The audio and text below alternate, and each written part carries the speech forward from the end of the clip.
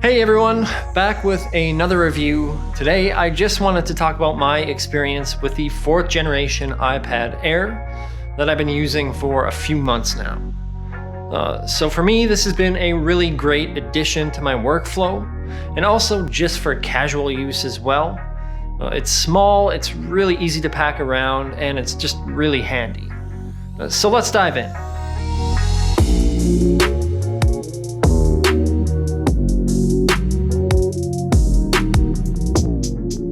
All right, rewind to a few months ago. I was using a touchscreen laptop with a pen pretty infrequently for things that I do like photo editing, drawing, and just casual use.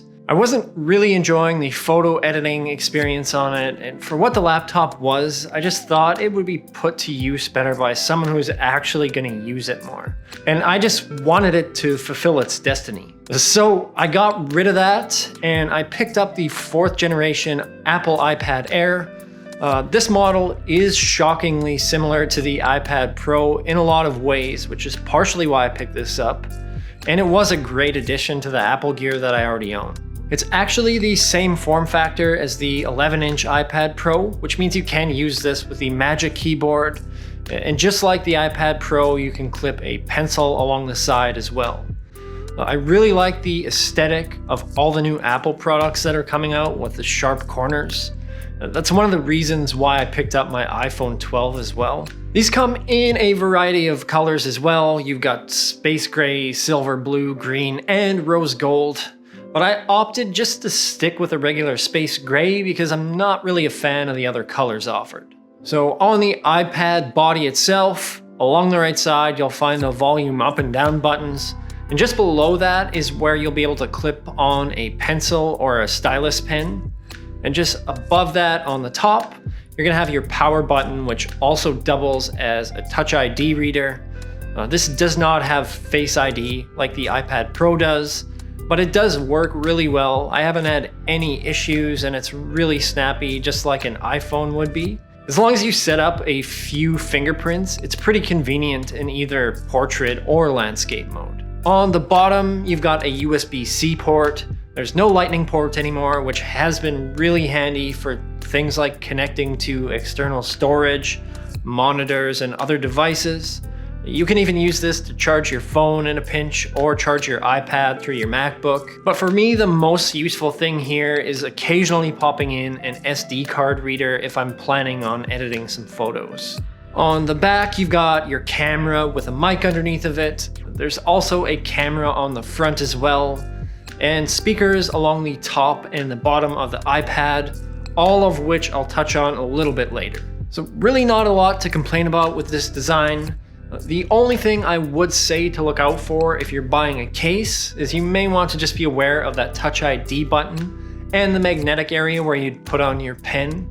I had a cheap case come with mine as a throw-in, and they kind of inset the power button, and there's no space to put the pencil, so I can't really use Touch ID with it if I wanted to use this case. So definitely it's just something to be aware of if you are looking around.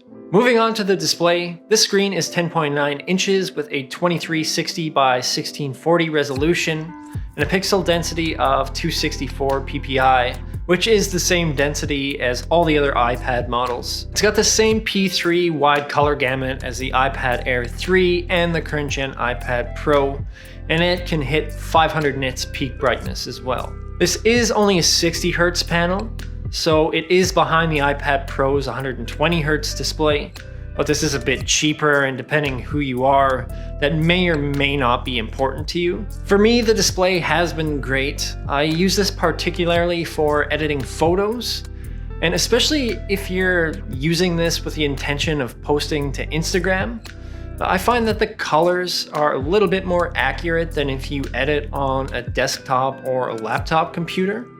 Sometimes if you're editing a photo on an external monitor and pull them up on your phone, the colors or the brightness can look quite different, and I just don't notice that at all on the iPad. It's also really nice to be able to edit your photos with a pen, and the touchscreen with my pen has worked excellent. Palm rejection works pretty well. It can be a little bit dependent on the application, but normally if I'm using a stylus, I don't have many issues, and I've never had to wear a glove or anything like that, like some touchscreen laptops. Also, Scribble has worked great with iPadOS 14. Being able just to take notes and write in search bars and text fields has been great. It seems pretty accurate, even if your writing is a little bit sloppy. The odd time it'll make a mistake, but honestly, it works really well. And speaking of iPadOS, it's been fantastic so far, especially as I become more entrenched in the Apple ecosystem. Having something like Sidecar available is super handy if you're traveling, which one day people will do again. This, along with your MacBook, could give you the potential to have a dual monitor system on the go, which is pretty cool. All the other features like receiving calls and texts work just as they do on my MacBook and my phone, and everything has been really solid in that regard. The only thing I wish that was handled a little bit better was the file system. I find if I'm working with photos and videos, it can be a bit of a pain if something isn't saved in the right place. And I wish that iPadOS was a little bit similar to macOS in that regard, and a little less like iOS. It's a small issue and one that I've gotten used to, but I think there is room for improvement there. I think part of the reason why I've really liked iPadOS so far is the specs that power this machine. Which is really one of the strongest elements of this tablet. It runs the A14 Bionic chip, which is the same one that's in the iPhone 12, with a hexa-core CPU and a quad-core GPU. If you take a look at the Geekbench 5 comparisons, the Air actually beats out the iPad Pro in single-core performance, and it really isn't that far behind in multi-core, which is really impressive. Using it, I've never ran into any issues where I felt that it was laggy or that it couldn't keep up with what I was doing. It's always been really smooth. One thing I will say here, specs-wise, the Air starts at 64 gigabytes, and then it hops up to 256. I'd actually like to see them just get rid of the 64 gigabyte model entirely, and then just go to 128 and 256 options. I just don't think that 64 gigabytes is enough to do anything with. If you're spending this much money on an iPad, you're likely using it for more than just watching YouTube videos. Lesser models, fine, but I think anything Air or Pro should start at 128. The model I have is the 256 gig version, which has been more than enough for me so far. You also have Wi-Fi 6 enabled, which is really handy for those of us who are running Wi-Fi 6 capable routers and mesh systems. And it's also supposed to help a little bit with battery life as well. And speaking of the battery life on this is very similar to a lot of higher end laptops out there, coming in at around 10 hours usage on a full charge. One of the things I noticed about this when I first got it wasn't really necessarily the battery life while I was using it. It was more the standby time. You can leave this for days and come back to it, and it will have pretty much the same battery percentage, which is pretty amazing. It doesn't drain quickly at all. That being said, you can use this all day long without having to worry too much about having to charge it.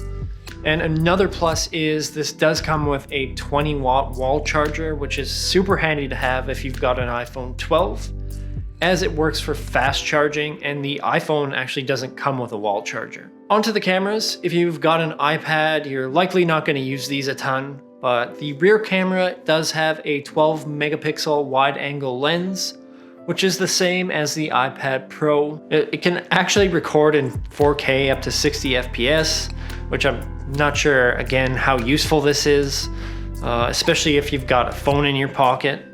It is more likely that you're going to use the front camera for things like video calls and FaceTime, which is a 7 megapixel camera. And it is decent quality, especially compared to the newer cameras on the MacBook Airs.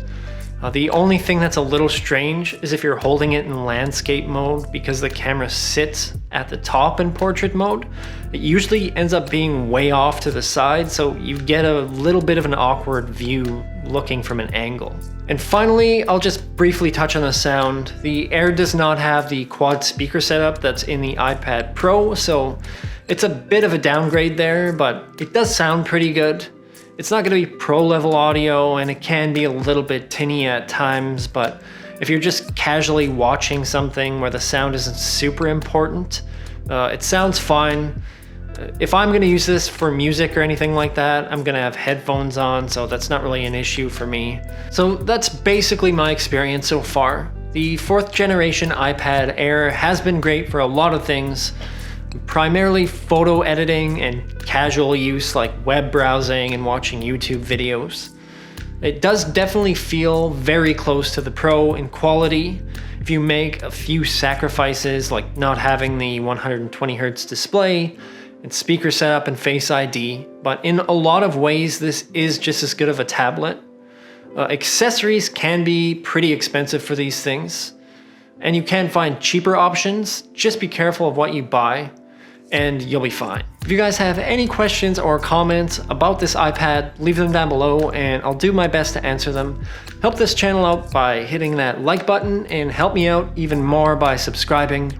Thank you guys so much for watching, and I will see you in the next video. See ya!